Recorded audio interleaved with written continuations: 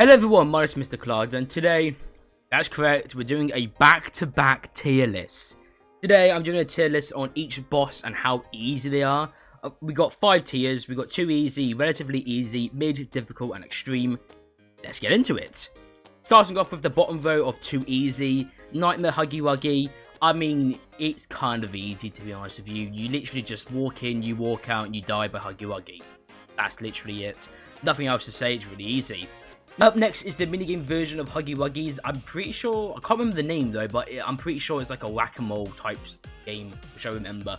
This game was very easy, honestly. Like, if you have a good sound quality headphones, or even earphones even, which I used, you can hear out where the Huggy Wuggy was coming from, and you just smack him.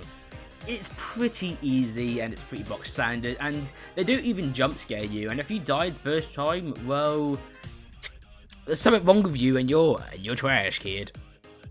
On the next row, we have Bonzo Bunny. For this minigame, you basically have to remember the colour and each pattern, or the words, or the, something like that. It's very weird. But yeah, it's really easy. I didn't really have any problems with it at first. I think the one issue that I did have with it is that it was very stressful at some point, because they did throw in random colours for some unknown reason, then random letters like Q or something like that, and then the question mark, and then a prophecy and all that other stuff, and it's just so random. And at that stage it kind of stressed me out. I was like, what the hell's going on? What do I do? How do I do this? And then honestly afterwards I was like, oh yeah, that wasn't that bad, to be fair. It's more stressful than hard, if that makes sense. On the next row, and we have the torned up smiling critters. I don't think they are smiling anymore because they're just absolutely just, I don't even know what to call them, they're just ripped up. This was very weird for me, because at first I thought they were friendly, they're not. Then I thought that you just had to like outrun them. You don't have to outrun them, and then you just have to use the flare to like get rid of them. And to be fair, the one issue that I did have is that I did not know the flare thing for like the longest time until I realized that you can use the flares. But I did struggle, I will admit. I did die quite a handful of times on this part, and was it hard? No, but it was really difficult in some scenarios, and I think that's kind of my fault, really. Not the game's fault, but that's kind of my fault for just being an idiot, not using the flares. I mean, we got a free flare, and I did not know what we have to use it for, so that's why I just didn't understand it. Up next, we have Huggy Wuggy. To be fair, he wasn't that hard. I would say he's probably the middest out the entire lot. And the reason why is because if you don't understand the pattern you have to use to escape Huggy Wuggy, you have a hard time.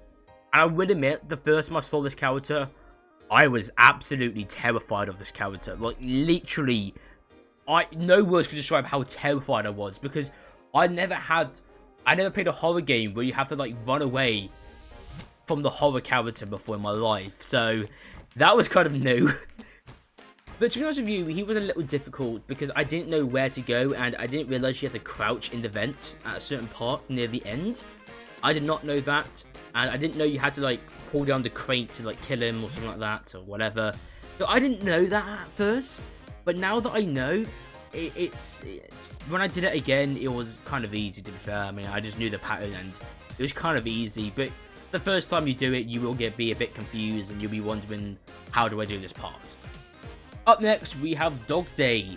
To be honest with you, right, probably one of the most saddest characters that had an unfortunate end. Didn't die though, so that's good. But the one thing about Dog Day is that he is exactly like Huggy Wuggy. If you don't know where you're going, you're screwed. But if you know where you're going and you just keep playing and you keep following the pattern, he's easy to do, I will admit. I did die a handful of times by him, but trust me, towards the end, he was really easy, and it was just really easy to understand, like, where I have to go and what I have to do. Was he hard? Not really, but at the start, yes. I just didn't really know what I had to do. After Dog Day, we go into the next row, and we have Mr. Light. To be honest with you, When I first encountered this person, I just did not know what to do. I didn't realise that when you look at her, she stops moving. I did not know that whatsoever. I think they changed it on the Xbox version to be a bit more different, I think. Because I think that's why Bonsley Bunny was a bit more easier for the Xbox. Same with Mr. Light as well. But GG's, I guess. In the book of Out of Stock, the kid flashes the flashlight at the plushie, and it stopped moving. Just didn't move whatsoever. And it worked kind of like that, but you just look at her. Which is very unique, which is a thing that we don't really see a lot in horror games, and I wish that we did, so yeah. But to be fair though, she was a little difficult, especially getting the battery parts. Like, man, those batteries, they were a pain to do, and I did actually struggle quite a lot on them. Up next, we have Mummy Longlegs. Before we go into Mummy Longlegs, when I did this tier list, there were 3 other characters. Daddy Longlegs, which I didn't even know was a boss, but I've never encountered him unless he's in Project Playtime. Boxy Boo, again, Project Playtime. And the prototype, well, I don't think you really encounter the prototype in any of the games, so that's why I'm not ranking those 3. But anyway, continue with Mummy Longlegs. I found her very difficult. She has the same pattern over and over and over again. You just have to outscape her, and like, you have the usual, like, you basically have to be smart with this character, right? You gotta think outside the box and how to, like, escape her. She's a very difficult one, I will admit. She can be very fast and, you know, very creepy to outrun.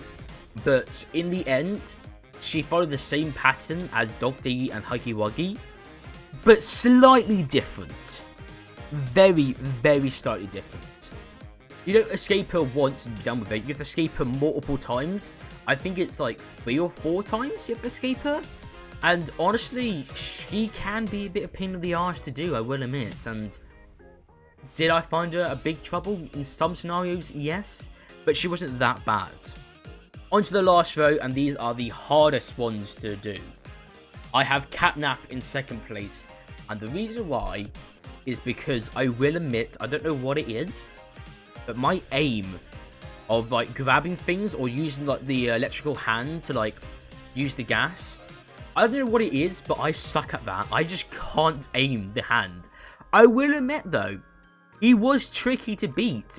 I will admit, he really was. I died quite a handful of times, and man, he really was a hard boss to beat. I will admit. His death, unfortunately, is really upsetting and really sad, but hey ho, what you know, he has to die either way.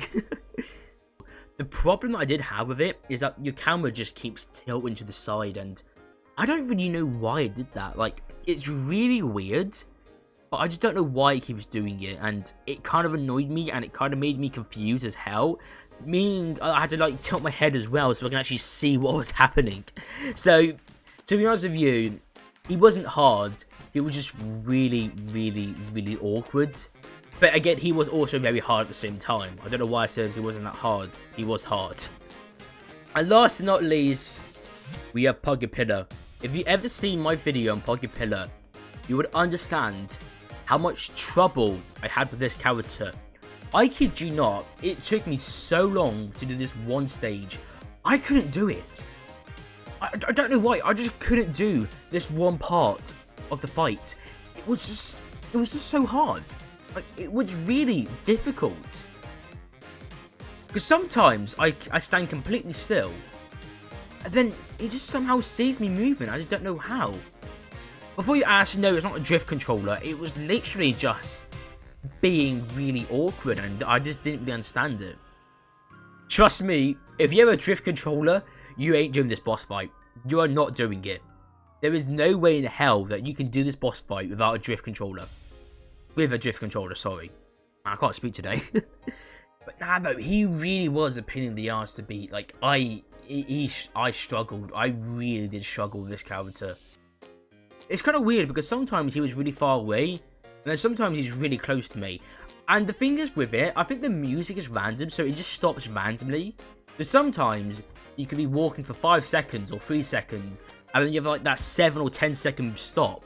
And then he catch up to you, and then you just like kind of screwed. And when I got to the end, I did not know that you have to grapple towards the window part, and that really annoyed me because I just did not know about that. Anyways, I think that's all today. Yeah, thank you all for watching. If you enjoyed this video, then consider subscribing because it helps a massive ton. I'm now addicted to tier lists, I guess. I'll see you in the next one. Bye!